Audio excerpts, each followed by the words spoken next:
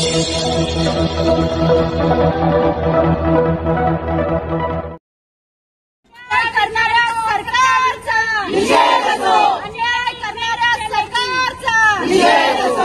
आम्ही या ठिकाणी कलेक्टर ऑफिसला आलेलो आहोत आणि महिला काँग्रेस अतिशय सक्षम आहे. सगळ्या यशोमतीताई ठाकूर आहेत. ज्या प्रकारे यशोमतीताईंनी न्यायासाठी जो त्या दिवशी ते लढा दिला आणि काय खोटं आहे हो, खरं बोलताय. जर एक खासदार निवडून आलेले आहेत, 4 तारखेला तुम्ही खासदार निवडून आले आहेत, त्यांना सर्टिफिकेट मिळालेलं आहे निवडून यायचं, मग तुम्ही त्यांना का बरं ऑफिस देत नाहीये? म्हणजे आम्हाला प्रत्येक गोष्टी संघर्ष करावा लागणार आहे. आम्ही निवडून आलेलो आहोत आणि लोकांनी निवडून दिलेलं आहे, ते लोकप्रतिनिधी आहे. म्हणून आम्ही आपल्या समोर इथे फक्त न्याय मागायला आलेला आहे की आम्हाला आमचं ऑफिस मिळालंच पाहिजे. का यशोमतीताई का भावाचं रक्षण करू शकत नाही?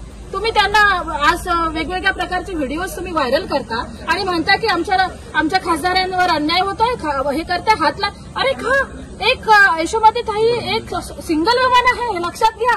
आणि त्यांना भाऊ मानलेला आहे, आम्ही सगळ्यांनी भाऊ मानलेला आहे त्यांना. आणि एक सिंगल वुमन आणि एक त्यांना यजमान नसल्यावर एक भावाची पाठराखण करणे, का भावानीच पाठराखण केली पाहिजे बहिणीची, बहिणीने सुद्धा पाठराखण केली पाहिजे. म्हणून आम्ही सगळ्या महिला काँग्रेसच्या, महाराष्ट्र महिला काँग्रेस प्रदेश पदाधिकारी असो, फारच आक्रमक होणार आहे. जर आम्हाला न्याय मिळणार नाही, बस झाला आता. यशोमतीताईला संघर्ष करावा लागणार नाही. महिला काँग्रेसच्या सगळे प्रतिनिधी, सगळे सभासद आम्ही त्यांच्या सोबत आहोत आणि आम्ही न्यायासाठी नेहमी आम्ही पूर्ण न्याय आम्ही मागणारच आहोत. म्हणून मला आपल्याला विनंती करतो की आपण आपलं ऑफिस आमच्या खासदार टेबल लावून, एक समोर ऑफिसच्या समोर एक टेबल लावून आमच्या जनतेचे प्रश्न पहिले सोडवा. खूप मोठे प्रश्न आहेत, भयंकर मोठे प्रश्न आहेत.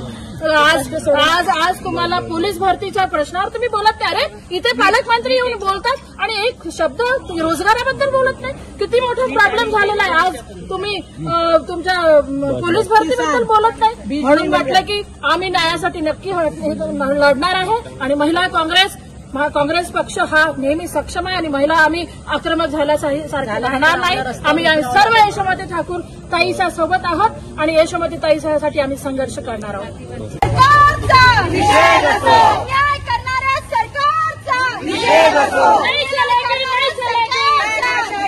आमचे जे खासदार आहेत, जे खरे खासदार आहेत, जे राखीव होते, जे निवडून आले आहेत, ते त्यांना न्याय मिळालाच पाहिजे. त्यांना ऑफिस देण्यात आलं नाही. जवळपास 15 दिवस होऊन गेले. आम्ही त्यांना अप्लिकेशन पण दिलं होतं, त्यांना सांगितलं पण होतं. मागच्या खासदार ज्या निवडून आल्या त्यांना दुसऱ्याच दिवशी ऑफिस त्यांना ताब्यात देण्यात आलं. हे आमच्या उद्दिष्ट व्यक्तीवर हे सरकार अन्याय करत आहे. असं का? कारण माहिती आहे का, बहीण भावाच्या नात्याबद्दल पण बोलल्या गेलं. बहीण भावाची पाठराखण ही करणारच आहे, भाऊ बहिणीची पाठराखण करणारच आहे. हे नेतृत्व आमच्या माननीय यशोमतीताई यांनी हाती घेतलं होतं आणि शेवटपर्यंत त्या भावाची पाठराखण करणार आहे. मागे रवी राणा बोलले होते की ते चपला उचलतील. चपला का उचलतील? बहीण भावाची सेवा करणं काही वाईट नाहीये, हे चुकीचं नाहीये, हे समजायला पाहिजे. आता या खासदारांनी ढवळाढवळ मध्ये करायचं काही काम नाहीये. आम्हाला आमचं कर्तव्य माहित आहे. आमच्या खासदारांना आमचं काम करू द्यायला पाहिजे.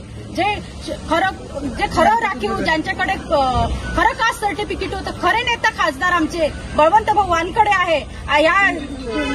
यांनी 5 वर्ष हा कार्यकाळ भोगला. हा खोट्या सर्टिफिकेटवर कार्यकाळ यांनी काढलाय. खरोखर तुम्ही यांच्यावर कारवाई करायला पाहिजे, केस दाखल करायला पाहिजे. आमच्या निवडून आलेल्या खासदारावर तुम्ही अन्याय करत आहे. आम्ही आज इथे सर्व महिला काँग्रेसतर्फे इथे आंदोलन करत आहे आणि या सरकारचा निषेध करत आहे. आम्हाला ऑफिस मिळालंच पाहिजे, नाहीतर आम्ही इथे टेबल टाकून इथे बसू आणि आमच्या ज्या कार्यकर्त्यांना आम्हाला न्याय मिळवून द्यायचा आहे. आणि इथे जे आमचे जनप्रतिनिधी येतील, बाकीचे जे लोक येतील, त्यांच्यासाठी आम्ही इथे टेबल टाकून बसू आणि आम्हाला तात्काळ दिलं नाही तर आम्ही तीव्र आंदोलन करू. धन्यवाद.